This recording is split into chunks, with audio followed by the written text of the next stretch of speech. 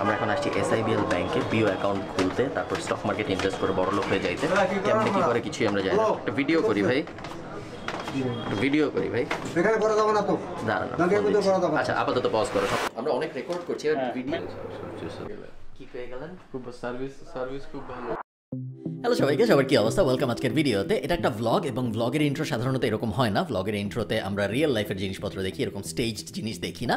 এবং এই ভ্লগটাও সেরকম হবে, একটু পরে আপনারা রিয়েল লাইফ জিনিসপত্র দেখতে পারবেন। বাট এটা যেহেতু একটা খুব ইম্পর্টেন্ট ভ্লগ, বলতে পারেন আমার জীবনের এখন পর্যন্ত রেকর্ড করা সবচেয়ে জরুরি ভ্লগগুলোর একটা, এই কারণে আমি একটা কাস্টম ইন্ট্রোডাকশন রেকর্ড করছি। কারণ আমি চাই কিছু ব্যাপার আপনাদের আগে থেকে বলে দিতে আপনারা ভ্লগটা দেখা শুরু করার আগেই। প্রথম ব্যাপার যেটা, সেটা হলো আমার সবসময় ইচ্ছা ছিল যে আমি বাংলাদেশের স্টক মার্কেটে ইনভেস্ট করব, কিন্তু কখনো করা হয়ে ওঠেনি। এই ভিডিওতে আমি এবং আপনি দুইজন মিলে বাংলাদেশের স্টক মার্কেটে কিভাবে ইনভেস্ট করে, কোথায় যাইতে হয় ইনভেস্ট করার জন্য, কেমনে করব, কত টাকা ইনভেস্ট করা উচিত থেকে শুরু করে সবকিছু একদম হাতে কলমে শিখবো। আমি অ্যাকচুয়ালি গিয়ে পুরো ব্যাপারটা করেছি, আপনারা একটু পরেই দেখতে পারবেন। এবং আমি আপনাদের অনুরোধ করব ভিডিওটার শেষ পর্যন্ত দেখতে, কারণ লাস্টে আমি আপনাদেরকে একটা টাস্ক দিব। আমরা 5 লাখ টাকা ইনভেস্ট করছি বাংলাদেশের স্টক মার্কেটে, এবং আমি এবং আপনি টুগেদার আমরা আপডেট নিব 3-4 মাস পর পর যে আসলে আমাদের 5 লাখ টাকা বাড়তেছে নাকি কমতেছে। আরেকটা ডিসক্লেমার আমার আপনাদের দিতে হবে, এটা কিন্তু কোনো ফাইন্যান্সিয়াল অ্যাডভাইস টাইপ ভিডিও না, এটা একটা ইনফরমেটিভ ভিডিও। আমি বলতেছি না যে এই ভিডিও দেখে আপনার স্টক মার্কেটে ইনভেস্ট করা উচিত বা উচিত না। আমি চাই আপনি জানুন কিভাবে স্টক মার্কেটে ইনভেস্ট করতে হয়, পুরো প্রসেসটা কি, স্টক মার্কেটে ইনভেস্ট করলে কি হয়, না করলে কি হয়, পুরো ব্যাপারটার ব্যাপারে আপনার একটা ক্লিয়ার নলেজ থাকুক, ক্লিয়ার ধারণা থাকুক। বাট আমি কিন্তু আপনাকে বলতেছি না যে আপনি স্টক মার্কেটে ইনভেস্ট করেন। তো আপনার যদি বাই এনি চান্স লস হয়ে যায় তাহলে আমাকে গালি দিতে এসেন না, বাট যদি আপনার লাভ হয় তাহলে আপনি অবশ্যই আমাকে থ্যাংক ইউ দিতে পারেন। স্টক মার্কেটে আপনি যখন ইনভেস্ট করবেন তখন আপনার একটা বিও অ্যাকাউন্ট খুলতে হবে। বিও কথাটার মানে হলো বেনিফিশিয়ারি ওনার্স, যেটার সহজ কথায় মানে হলো আপনার স্টক কেনা বেচার জন্য আলাদা একটা অ্যাকাউন্ট লাগে ব্যাংকের মতো। এই অ্যাকাউন্ট খোলার জন্য আপনার একটা ব্রোকার হাউসে যেতে হবে। ব্রোকার হাউস অনেক আছে, অসংখ্য ব্রোকার হাউস আছে, এবং এই অসংখ্য ব্রোকার হাউসের মধ্যে কোনটা আপনি চুজ করবেন এটা যেন কখনোই আপনার আমি কোনটা চুজ করেছি ওইটা দিয়ে ইনফ্লুয়েন্সড না হয়। আপনারা একটু পর দেখবেন এই ভিডিওতে আমি SIBLকে ব্যবহার করেছি আমার ব্রোকার হাউস হিসাবে। তাদের সাথে আমার এক্সপিরিয়েন্স বেশ ভালো, এর আগে আমি তাদের সাথে কখনোই কোনো কিছু করি নাই। তবে আমার এক্সপিরিয়েন্স ভালো মানে আপনার এক্সপিরিয়েন্স ভালো হবে এমন নাও হতে পারে, যেহেতু আমি ক্যামেরা নিয়ে গিয়েছি, আমাকে তারা অলরেডি চিনে এবং তারা জানে জিনিসটা রেকর্ড হচ্ছে। সো আমার যেরকম সুন্দর এক্সপিরিয়েন্স হয়েছে এখন পর্যন্ত আপনাদেরও এটা হবে, এটা আমি গ্যারান্টি দিতে পারবো না। এই কারণে আমি বলবো যে, এবং তারা আমাকে কোনো টাকা দেয়নি এই ভিডিওগুলো করার জন্য, তারা খুবই সুন্দর আচরণ করেছে আমার সাথে, সব কিছু যা যা জিজ্ঞেস করেছি খুব সুন্দর করে দেখিয়েছে, যে কারণে আমি ব্লগ রেকর্ড করতে পেরেছি। কোনো একটা ব্যাংকে যেয়ে বা কোনো একটা স্টক ব্রোকার হাউসে যেয়ে এভাবে ভিডিও রেকর্ড করা কিন্তু খুব একটা সহজ ব্যাপার না, কেউই পারমিশন দিতে চায় না, কারণ ফাইন্যান্সিয়াল ইনস্টিটিউশন। তারপরে আমরা করেছি, এবং SIBL হেল্প না করলে হয়তো আমরা করতে পারতাম না। সো থ্যাংক ইউ তাদেরকে এই হেল্পটা করার জন্য। বাট তারপরেও আমি বলবো, আপনারা যখন কোনো ব্রোকার হাউস চুজ করবেন, আমি SIBL চুজ করেছি এই কারণে আপনারও যে SIBL চুজ করতে হবে এটা কোনো জরুরি ব্যাপার না, আপনি যে কোনোটা চুজ করতে পারেন। কিন্তু যখনই আপনি কোনো ব্রোকার হাউস চুজ করবেন, মেক শিওর করবেন তাদের যেন একটা ব্র্যান্ড রেকগনিশন এবং নাম ধাম থাকে, তাদের মানে আপনি চিনেন এইরকম হয়। তো চলেন, আর তেমন কিছু বলার নাই, আমরা ভিডিওটা শুরু করি। এবং মাঝখানে আমি এসে আপনাদের কিছু কিছু ব্যাপারে একটু জ্ঞান দিয়ে যাব, কারণ কোনো ব্যাপার পুরো ভিডিওটার মধ্যে ক্লিয়ার না। চলেন শুরু করা যাক।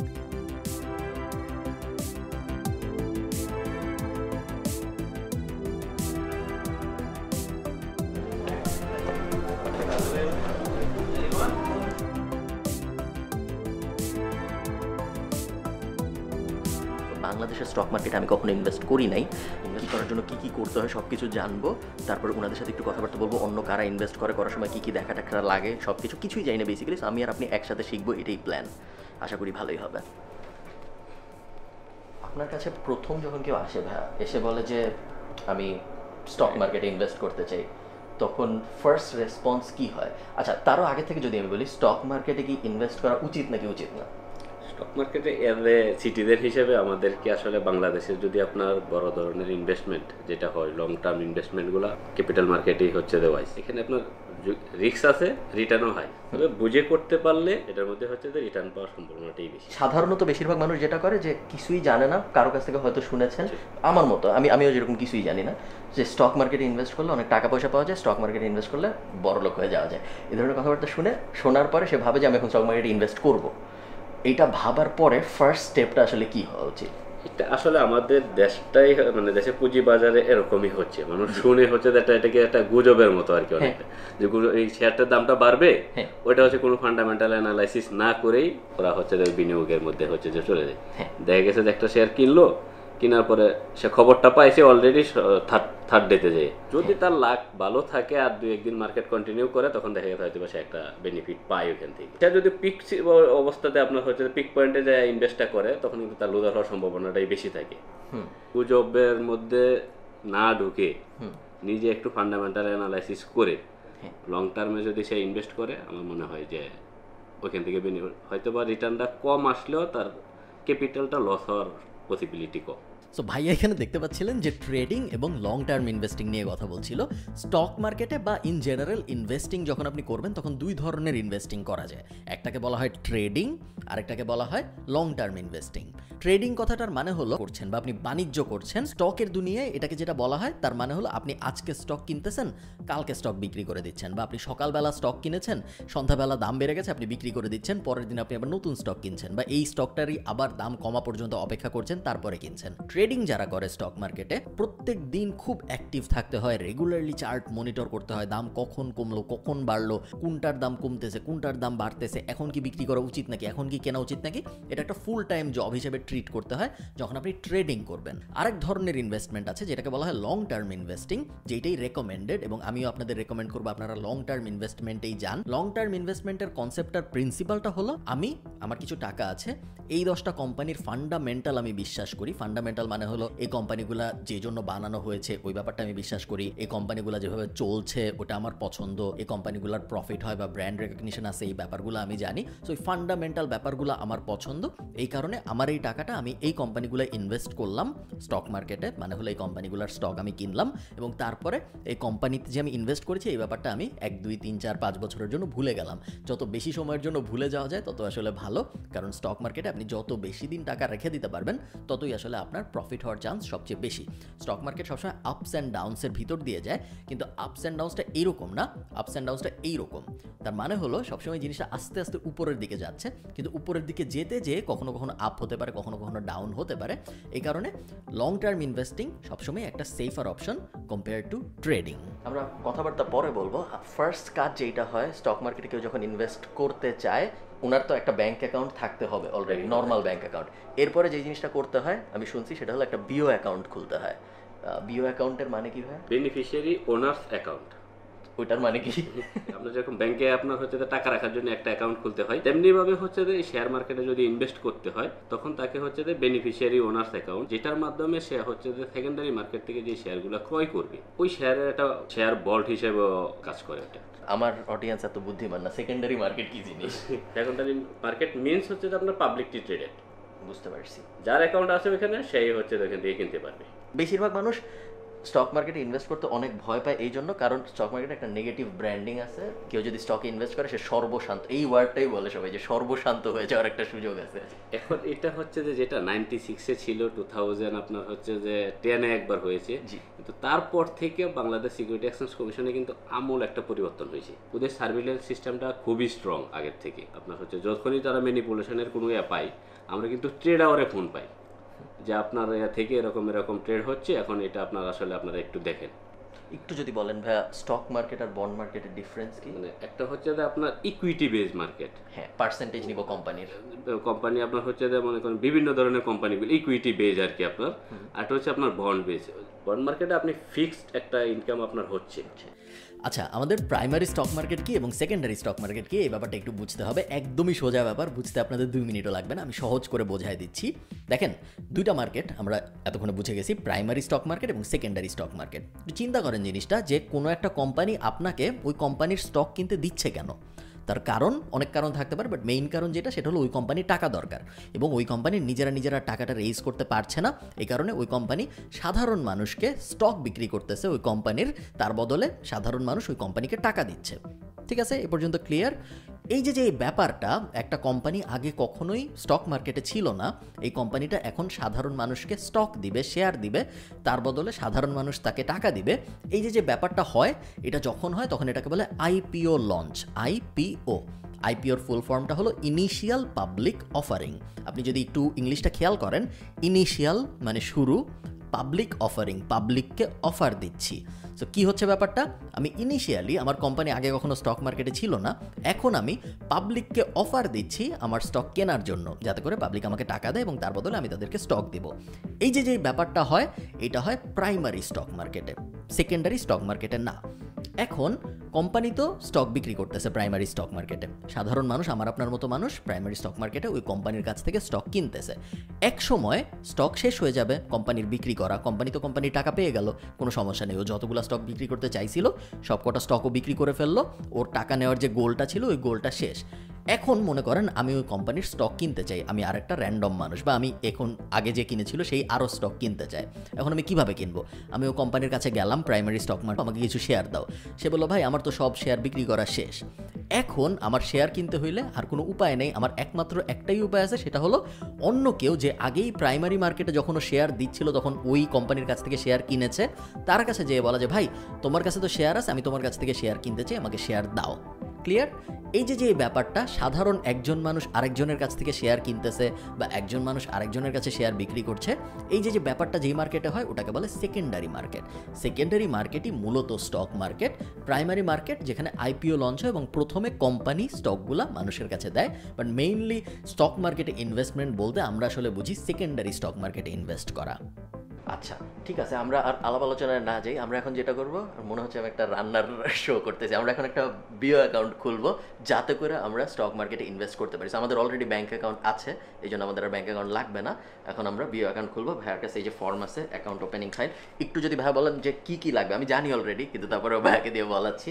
2 কপি হচ্ছে যে অ্যাকাউন্ট হোল্ডারের 2 কপি ছবি লাগবে, হ্যাঁ, ন্যাশনাল আইডি কার্ডের ফটোকপি, আর চেকের পাতার হচ্ছে যে একটা কপি। জি, চেকের পাতার কপিটা কেন লাগে ভাই? লাগবে হচ্ছে আপনার 9 ডিজিট যে রাউটিং নাম্বারটা আছে ওইটা আইডেন্টিফিকেশন প্লাস হচ্ছে 13 digit bank account.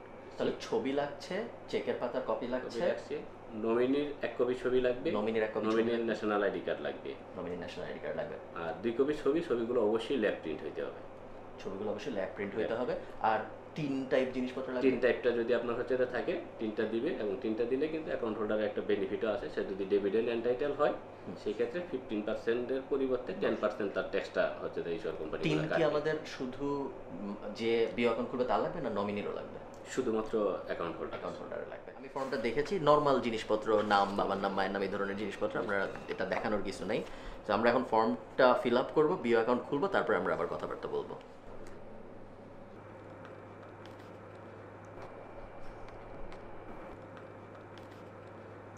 Thank you. ছবিগুলো, হ্যাঁ ছবি দিচ্ছি আমি, আমারটা পারফেক্ট হয়েছে। আর এই 3টা আমার, এই 3গুলোর পিছনে কি আমি সাইন করবো? এটা আমার সাইন করতে হবে। তাহলে ধরুন একদম গ্রামগঞ্জের কেউ যদি ইনভেস্ট করতে চায় তাহলে তাকে আসতে হবে না। কেউ যদি ইচ্ছা করে এখানে ফিজিক্যালি না এসে বাসায় বসেও কিন্তু সে একটা বিও অ্যাকাউন্ট ওপেন করতে পারবে। ওটার জন্য তাকে হচ্ছে যে আপনার সিডিবিএল এর যে অফিসিয়াল ওয়েবসাইট আছে cdbl.com.bd, ওখানে গিয়ে ডান দিকে হচ্ছে যে একটা ইয়ে আছে অনলাইন বিও অ্যাকাউন্ট। তো আমরা জানলাম যে আসলে অনলাইনেও বিও অ্যাকাউন্ট খোলা যায়। বিও অ্যাকাউন্ট খোলার জন্য আপনার অ্যাকচুয়ালি যেতে হবে না কোনো একটা বিও স্টক ব্রোকার টাইপ মানুষজনের কাছে যে আপনাকে বিও অ্যাকাউন্ট খুলে দেবে।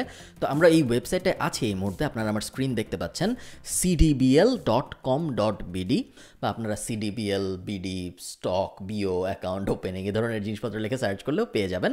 তো চলেন, আমিও কখনো করি নাই, আমি বাসায় এসে এখন এটা করতেছি। So online BO account opening system, আমার ইমেল দিতে পারতাম বা আমার ফোন নাম্বার দিতে পারতাম। আমি আমার ইমেল দিলাম, ইমেল দিয়ে সেন্ডে চাপ দিলাম, আমার ফোন নাম্বারও দিতে বলতেছে। তবে আশা করতেছি আমাদের এডিটর এগুলো ব্লার করে দিবে। আমি আমার ফোন নাম্বারটাও দেই,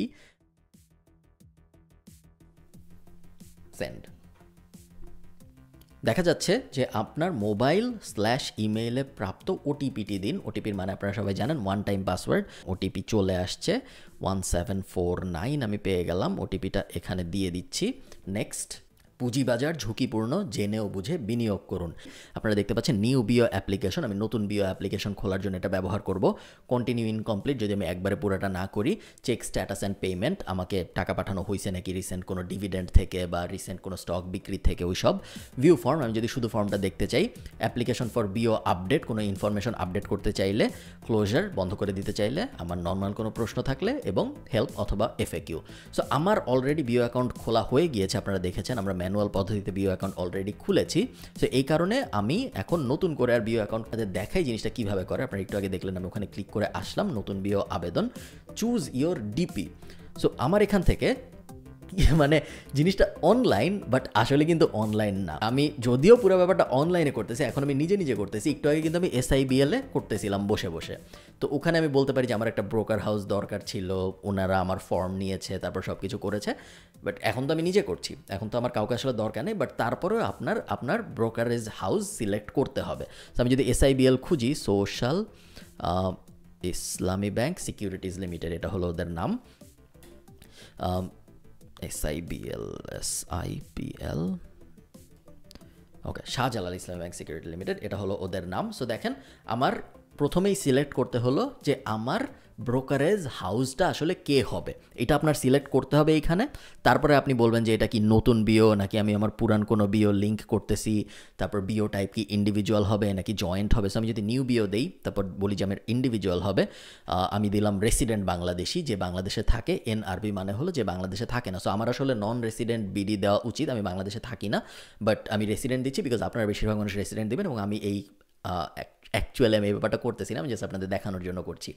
এরপরে আমাদের NID দিতে হবে, NIDর ইনফরমেশন, আমার নাম, পাসপোর্ট নাম্বার, বাবার নাম, পাসপোর্ট কোথা থেকে ইস্যু করা হয়েছে, মায়ের নাম, issue date of passport, date of birth, হাবিজাবি, সেক্স ইত্যাদি দিয়ে সেভ অ্যান্ড নেক্সট। এরপরে আরও ইনফো দিয়ে খুবই বেসিক ফর্ম, যে ফর্মটা আমি একটু আগে ম্যানুয়ালি ফিল আপ করেছি, এইটা আমরা এভাবে ফিল আপ করবো। এবং ফিল আপ হওয়ার পর যেটা হবে সেটা হলো ওই সেম ব্যাপারটাই আসলে হচ্ছে, আমি যে ফিল আপ করেছিলাম একটা ফর্ম ভার্সেস আমি এখানে অনলাইনে বসে ফিল আপ করছি। অনলাইনে ফিল আপ করার সময়ও যেহেতু আমি আমার ব্রোকারেজ হাউস কে হবে এটা ডিসাইড করে দিচ্ছি, সো এই ফর্ম সাবমিশনটা ওই ব্রোকারেজ হাউসেই যাবে। ওই ব্রোকারেজ হাউস তারপর আমাকে একটা মানুষ অ্যাসাইন করবে, এবং বাকি প্রসেস পুরাটা সেম আপনারা ভিডিওতে যা দেখেছেন।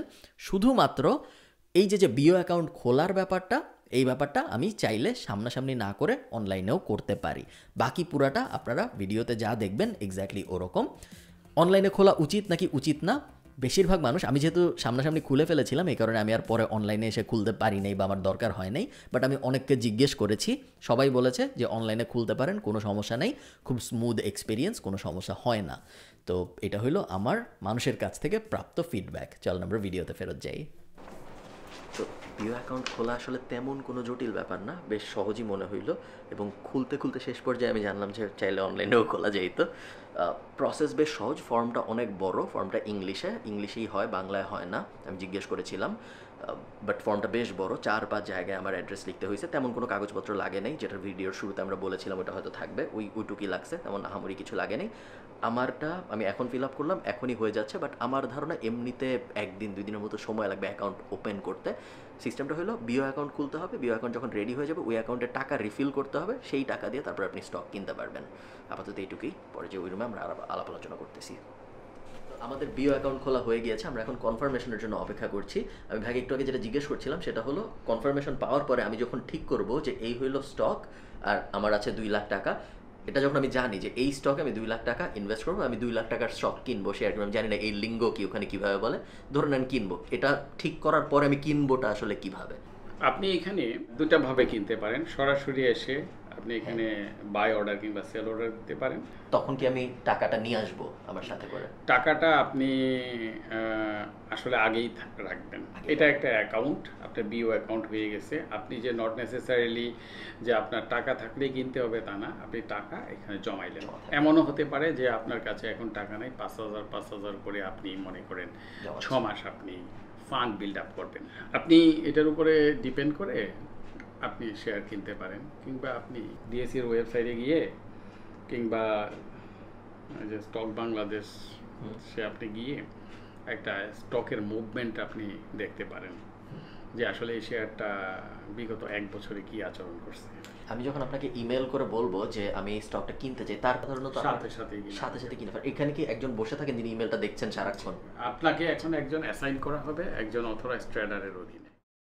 অল্টারনেটিভ ইনভেস্টমেন্টের, এটা যদি আপনি না জানেন কোনো সমস্যা নেই, আপনি অল্টারনেটিভ ইনভেস্টমেন্টের দুনিয়াটাকে কিভাবে দেখেন? ধরেন মানুষ ক্রিপ্টোকারেন্সিতে ইনভেস্ট করছে, মানুষ NFT টাইপ জিনিসপত্রে ইনভেস্ট করছে, বা ইনক্লুডিং ধরেন গোল্ড কেনা বা পুরানা বলে সিলভার কেনা, বা এখন আমরা দেখছি অনেকে কমিক বুক কিনছে, জুতা কিনছে, সব ইনভেস্টমেন্ট হিসাবে। ওই অল্টারনেট ইনভেস্টমেন্টের দুনিয়াটাকে আপনি অ্যাজ আ ব্যাংকার কিভাবে দেখেন? অল্টারনেটিভ ইনভেস্টমেন্ট যেটা আছে এটা আসলে আমার কাছে মনে হয় এটা অনেকে এটা আনইউজুয়াল ইনভেস্টমেন্ট ওয়ে আমি বলবো, যদিও মনে করি এটাকে একটা গুড ওয়ে। যেমন আমি ব্যক্তিগতভাবে মনে করি গোল্ডে ইনভেস্টমেন্ট করা এটা ইজ গুড, ঠিক আছে, কিন্তু আপনি তো গোল্ডে আসলে ইনভেস্টমেন্ট করতে পারবেন না যদি আপনি বলেন এটা একটা আনইউজুয়াল প্রপোজাল, যত ভালো প্রপোজালই হোক না কেন। কারণ হলো এই গোল্ড আপনি রাখবেন কোথায়? আপনার বাড়িতে তো আপনার চোর ডাকাত থাকতে পারে, ঠিক আছে, আসতে পারে, এই যে বিষয়গুলো আছে। কি পরিমাণ করব, গোল্ডের রুলস রেগুলেশনস এগুলো আপনি জানা। ক্রিপ্টোকারেন্সি যে বিষয়টা আছে এটা যদিও আমাদের দেশে পারমিসেবল না, কিন্তু আমি মনে করি ক্রিপ্টোকারেন্সিকে আটকানো যাবে না। ক্রিপ্টোকারেন্সিকে আটকানো যাবে না, কারণ হলো সারা পৃথিবী আমরা মেটাভার্সের দিকে আমরা ধাবিত হচ্ছি। সুতরাং আসলে আমার কাছে মনে হচ্ছে যে সব কিছুই খুব দ্রুত পরিবর্তনশীল, খুব দ্রুতই পরিবর্তন হবে। এই পরিবর্তনগুলো আমরা দেখতে পারবো। ওই জগতে আসলে কি একটা সিকিউরড একটা মুদ্রা থাকতে হবে, সেটা হচ্ছে যত কথাই বলি না কেন আমরা এই ক্রিপ্টোকারেন্সি এটাকে দখল করবে। কেননা মেটাভার্সের জগতে আমরা কিন্তু, যদিও আমরা এখন হাফ মেটা, কিন্তু যখন ফুল মেটা হবে তখন স্বাভাবিকভাবে আপনি যেই প্ল্যাটফর্মগুলো আসবে, সে ফর এক্সাম্পল ফেসবুকের মাধ্যমে যখন আপনি মেটা জগতে কোনো কিছু কিনতে যাবেন কিংবা রিয়েল ফিল্ডে আপনি শপিং করবেন কিংবা ট্রানজ্যাকশন করবেন, তখন সেই ট্রানজ্যাকশনের সিকিউরিটিটা কিন্তু আপনার ফেসবুক এনশিওর করবে যে তারা তখন ক্রিপ্টোকারেন্সি ছাড়া অন্য কাউকে অ্যালাউ করবে না।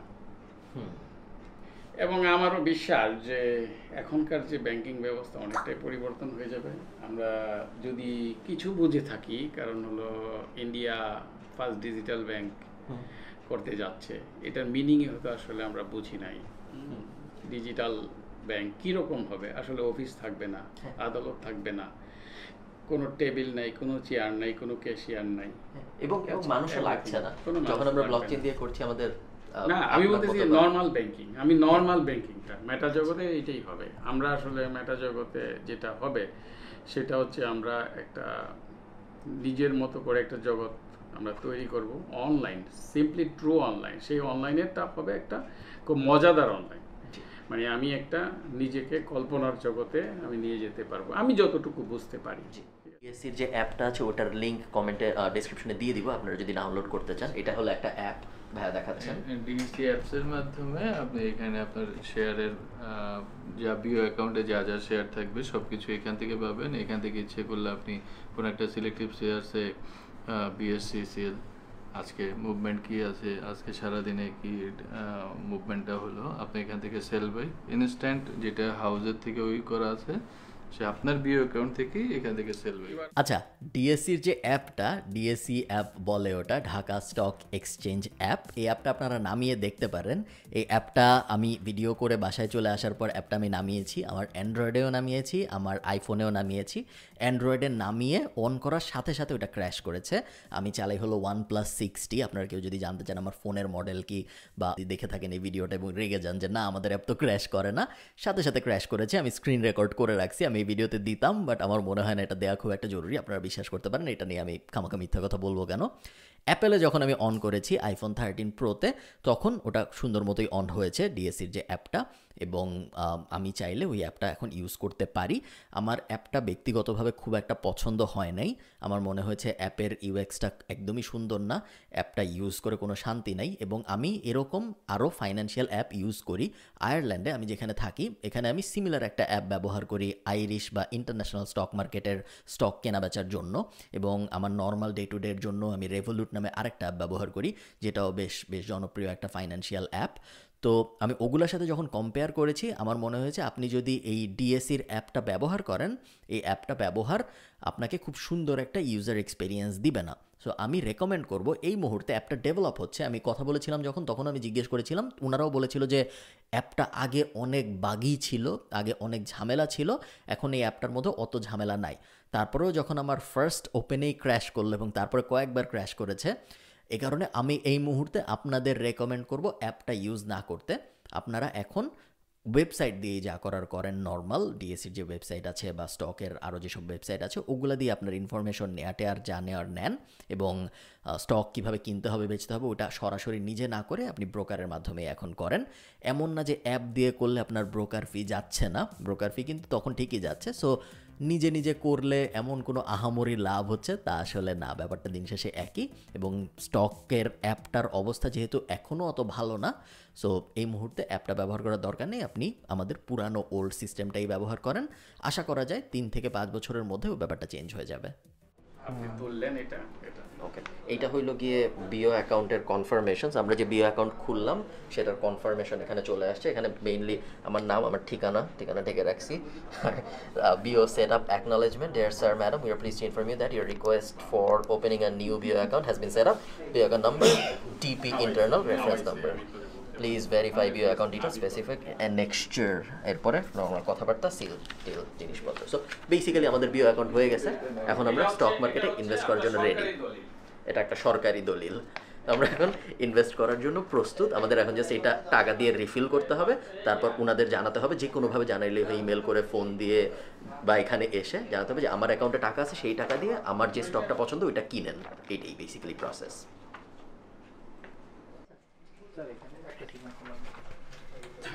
ট্রেডিং রুম ফ্রি, স্টক দেখছে শফি আপনার ট্রেডার, আপনি তার সাথে থ্যাংক ইউ। হ্যাঁ, সো আমি এখন যা যা জানতে চাচ্ছিলাম সেটা হলো আমার বিও অ্যাকাউন্ট খোলা শেষ, এ পর্যন্ত আমি আসলে জানি। তো আমি কীভাবে এখন টাকা জমা করব, তারপরে যখন স্টক কেনার সময় হবে তখন আমি আপনার সাথে কীভাবে যোগাযোগ করবো বা কীভাবে সাধারণত কিনতে হয়, এটা যদি আপনি একটু বলেন। আপনি টাকা জমা দিবেন অ্যাকাউন্টসে, আপনার একটা অ্যাকাউন্ট নাম্বার দেওয়া হয়েছে, একটা অ্যাকাউন্ট নাম্বার দেওয়া হয়েছে। সো এই অ্যাকাউন্ট নাম্বারে আমি টাকাটা জমা দিব। এই অ্যাকাউন্ট নাম্বার আপনি টাকা জমা দিলে রেফারেন্স দিতে হবে। আপনার একটা ইন্টারনাল বিও অ্যাকাউন্ট নাম্বার আছে এটাতে 7213, আপনার নামে যে অ্যাকাউন্টটা এটাতে আপনার ক্রেডিট করে দিবে এটা। আচ্ছা, অ্যাকাউন্টস অফিস। আর এটা কি আমি কোথাও লগ ইন করে দেখতে পারবো যে আমার অ্যাকাউন্টে টাকা এসেছে বা আসে নাই? আপনি এন্ড অফ দ্য ডেতে আপনি একটা মেইল পাবেন, একটা ইমেল পাবো আমি যে অ্যাকাউন্টের কি অবস্থা। আপনি যখন বিক্রি করবেন শেয়ারটা, A category, B category, G category এগুলি শেয়ার যদি আপনি বিক্রি করেন, T+2 তে আপনি হচ্ছে যে আপনার টাকাটা ক্যাশব্যাক পাবেন। T+2 মানে ট্রেডিং ডে প্লাস 2টা ওয়ার্কিং ডে আমার ব্যাংক অ্যাকাউন্টে চলে আসবে, যে ব্যাংক অ্যাকাউন্টে আমি বিও অ্যাকাউন্ট খোলার সময় দিয়েছিলাম। যদি আপনি জেড ক্যাটাগরি বিক্রি করেন, তো জেড ক্যাটাগরি বিক্রি করলে T+2 তে আমরা দিব না টাকাটা, টাকা দিব T+3 তে। যদি খুব কষ্ট না হয় তাহলে একটু ব্যাখ্যা করবেন যে এই ক্যাটাগরিগুলো আসলে কি? এ ক্যাটাগরি হচ্ছে আপনার যারা 10% ডিভিডেন্ড ইয়ারলি দেয়, yearly 10% plus above. B category হচ্ছে যে আপনার বিলো 10%। গ্রিনফিল্ড কিছু কোম্পানি আছে, এটা আপনার হচ্ছে এখন বাংলাদেশে আসলে নেই, ওটা গ্রিনফিল্ড কোম্পানিগুলো জি ক্যাটাগরিতে আসে।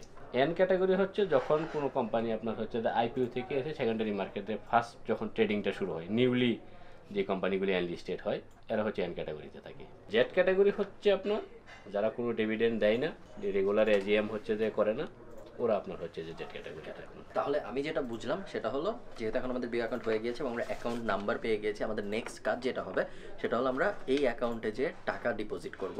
কালকে যেটা করবো আমরা সেটা হলো, কালকে আমরা এই অ্যাকাউন্টে 5 লাখ টাকা জমা দিব এবং তারপরে জমা দেওয়ার পরে এই অ্যাকাউন্টে জমা দিয়ে এই রেফারেন্স নাম্বার দিলে ওইটা আমাদের বিও অ্যাকাউন্টে চলে আসবে। তারপর আমাদের ভাইয়ের সাথে যোগাযোগ করে বলতে হবে আমি কি স্টক কিনতে চাই, উনি আমাদের হয়ে কিনবে। তারপর উনি কেনার পর উনি আমাদের দিন শেষে ইমেইলে জানাবে যে কি কিনেছে, কত দাম দিয়ে কিনেছে এবং তারপরে এখন অ্যাকাউন্টে কত টাকা আছে, এই ব্যাপারগুলো। বাজে ব্যাকগ্রাউন্ডের জন্য দুঃখিত। এখন বাজে হলো ভোর 4:18। আমি জানি না আপনারা দেখতে পাচ্ছেন নাকি, দেখতে পাওয়ার কথা না। ভোর 4:18 বাজে এবং আজকে হলো 31শে ডিসেম্বর 2021, মানে হলো বছরের শেষ দিনে আমি এই ভিডিওটা রেকর্ড করছি বাংলাদেশে বসে। আজকে রেকর্ড করছি তার কারণ হলো আমি আর 1.5 দিনের মধ্যে আয়ারল্যান্ডে ব্যাক করব 2 জানুয়ারি এবং এই ভিডিওটা আমি চেয়েছি প্রথম হাফটা অ্যাটলিস্ট বাংলাদেশে বসেই পুরোটা রেকর্ড করতে। কালকে আপনারা দেখলেন আমি বিও অ্যাকাউন্ট খুলতে গিয়েছিলাম এবং বিও অ্যাকাউন্টের যাবতীয় যা যা আছে সব কিছু কিন্তু কালকে আমরা করে এসেছি। আমাদের অ্যাকাউন্ট এখন পুরোপুরি অ্যাক্টিভ এবং আমরা বাংলাদেশ স্টক মার্কেটে ইনভেস্ট করার জন্য রেডি। কিন্তু একটা ক্ষুদ্র সমস্যা ছিল, সেটা হলো আমাদের অ্যাকাউন্টে কোনো টাকা ছিল না।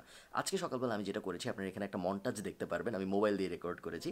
আজকে আমি প্রথমে ইবিএল ব্যাংকে গিয়েছি। ইবিএল ব্যাংকে যে আমি 5 লাখ টাকা তুলেছি আমার ব্যক্তিগত ব্যাংক অ্যাকাউন্ট থেকে। থাম টাইপ কিছু দেওয়া যায়, ধন্যবাদ। এবং তারপরে আমি যেটা করেছি, আমি SIBL ব্যাংকে গিয়েছি, কারণ গতকালকে আমরা যেখানে বিও অ্যাকাউন্ট খুলতে গিয়েছিলাম ওটা ছিল SIBL ব্রোকারেজ হাউস, এবং আজকে এই কারণে আমার SIBL ব্যাংকে যেতে হয়েছে এবং তারপরে ওদের অ্যাকাউন্টে 5 লাখ টাকা পাঠাতে হয়েছে। এখানে আমি আমার 5 লাখ টাকার রিসিপ্টটা আছে, যদিও রিসিপ্ট দেখানো জরুরি না, বাট তারপরে আমি এখানে রেখে দিয়েছি যেহেতু আমরা একটা পুরো লাইভ ব্লগ করছি। এখানে আপনারা দেখতে পারবেন যে এখানে আমি 5 লাখ টাকা ওই SIBL এর যে আমার ব্রোকারেজ অ্যাকাউন্ট, আমার বিও অ্যাকাউন্ট, ওই অ্যাকাউন্টে 5 লাখ টাকা এখন আমি পাঠিয়ে দিয়েছি। তো ব্যাপারটা কি হইলো আমি যদি একটু সামারাইজ করার চেষ্টা করি, আমরা বিও অ্যাকাউন্ট খুললাম, আমাদের বিও অ্যাকাউন্ট অ্যাক্টিভ হয়ে গেল, এবং তারপরে আমরা যেটা করলাম, বাসায় এসে আমাদের বিও অ্যাকাউন্টে টাকা ভরার জন্য বা টাকা রিফিল করার জন্য SIBL এর একটা ব্যাংক অ্যাকাউন্টে টাকা পাঠালাম, এবং তারপরে ওরা যেটা করবে ওই টাকাটা এখন ওরা ওই অ্যাকাউন্ট থেকে নিয়ে SIBL এর ওদের নিজেদের অ্যাকাউন্ট থেকে নিয়ে আমার বিও অ্যাকাউন্টে দিয়ে দিবে, যেটা আমি অলরেডি জানি ওরা দিয়ে ফেলেছে। আমি ফোন দিয়েছিলাম টাকা ডিপোজিট করার পরে জানতে চেয়ে যে আমার টাকাটা কি আসলে গিয়েছে নাকি আমার বিও অ্যাকাউন্টে, এবং ওরা আমাকে জানিয়েছে যে হ্যাঁ টাকাটা বিও অ্যাকাউন্টে চলে গিয়েছে। সো এখন আমাদের বিও অ্যাকাউন্টে এই মুহূর্তে 5 লাখ টাকা আছে, তার মানে আমরা যে কোনো সময় 5 লাখ টাকার স্টক কিনতে পারি। আমাদের যেটা করতে হবে সেটা হলো আমাদের স্টক সিলেক্ট করতে হবে, এবং তারপরে ওই যে লোকটার সাথে আমি কথা বলেছিলাম SIBL এর, ওনাকে ফোনে বা ইমেল করে জানাতে হবে যে ভাই এত টাকার জন্য এই স্টকটা কিনেন, বা এই স্টকটা এত টাকার এই স্টকটা কিনেন, এরকম কিছু একটা ওনাকে মেল করে জানাতে হবে, উনি আমাদের হয়ে কিনে আমাদের অ্যাকাউন্টে অ্যাড করে দিবে। এই পার্টটাই একটু বিরক্তিকর যে আমরা আসলে নিজেরা কিনতে পারছি না, আমাদের উনাকে দিয়ে কেনাতে হচ্ছে। বাট বাংলাদেশে আসলে এর থেকে ভালো উপায় এই মুহূর্তে নাই, যে কারণে আর কিছু করার নাই, আমাদের এভাবেই কিনতে হবে। আপনাদের কাছে আমার যে প্রশ্ন সেটা হলো, আপনারা আমাকে কমেন্টে জানাবেন। এই ব্লগটার কিন্তু আমরা সেকেন্ড আরেকটা পার্ট করব। সেকেন্ড পার্টে আমরা অ্যাকচুয়ালি 5 লাখ টাকা ইনভেস্ট করব। এখন পর্যন্ত তো আমাদের বিও অ্যাকাউন্ট খোলা হয়েছে এবং আমাদের অ্যাকাউন্টে 5 লাখ টাকা আছে, কিন্তু আমরা কিন্তু স্টক মার্কেটে এখনও টাকা ইনভেস্ট করি নাই। এই ব্লগটার সেকেন্ড পার্টে আমরা যেটা করব, আমি এবং আপনি আমরা দুইজন মিলে স্টক মার্কেটে লাইভ 5 লাখ টাকা ইনভেস্ট করবো, এবং তারপরে 4 মাস পর পর আমরা মনিটর করবো যে ওই 5 লাখ টাকার এখন অবস্থা কীরকম। 5 লাখ টাকা কমতে কমতে 0 টাকাও হয়ে যেতে পারে, আবার 5 লাখ টাকা কমে হয়তো বেড়ে হয়তো দেখা গেছে যে 5.5 লাখ টাকা হয়ে যাবে বা 6 লাখ টাকা হয়ে যাবে, কে জানে, আপনি জানি না। আপনাদের কাছে কাজ সেটা হলো আপনারা কমেন্টে, যেখানে আপনারা এই ভিডিওটা দেখেন ফেসবুকে বা ইউটিউবে, অবশ্যই আমি অনেক রিকোয়েস্ট করছি, কমেন্টে আপনারা একটা স্টকের নাম লিখবেন যেই স্টকটা আপনি চান আমি কিনি। আমি অনেকগুলা স্টক কিনবো, এটা পুরোপুরি ভিডিওর জন্য করছি আমি। সো আপনারা যত স্টক কমেন্টে লিখবেন তত বেশি আমি ওই স্টকগুলো অ্যানালাইজ করব, এবং তারপরে এই যে সেকেন্ড ভিডিও আমরা যেটা করব ওটা খুব ইন্টারেস্টিংভাবে আমরা 5টা বা 10টা স্টক পিক করব, যে স্টকগুলো আমরা এই 5 লাখ টাকা ইনভেস্ট করব। সো অবশ্যই আমি রিকোয়েস্ট করবো আপনারা কমেন্টে একটা স্টকের নাম লিখুন যেই স্টকটা আপনি চান আমি কিনি। এছাড়াও এরকম ব্লগ আসলে বানানো বেশ কষ্টকর, আপনারা জানেন যে ব্যাংকে যে পারমিশন নেওয়া, ভিডিও রেকর্ড করার এবং তারপরে পুরো প্রসেসটা দেখানো, ওইখানে যাওয়া আসা, পুরো ব্যাপারটা বেশ কষ্টকর। যখন আমি জানি যে আমি ক্যামেরা এখানে বসিয়ে নর্মালি কথা বললেও হয়তো অনেক মানুষ দেখবে, তখন এরকম একটা জিনিস করতে চাওয়াটা বেশ কষ্টকর ব্যাপার। বাট আমি চেয়েছি যে আমি নিজেও শিখি এবং আমার থ্রুতে আপনারাও সেখানে একটা নতুন জিনিস। বলছি না যে আপনার ইনভেস্ট করতে হবে বা হবে না, টোটালি আপনার ব্যাপার, বাট শেখা থাকলে তো দোষ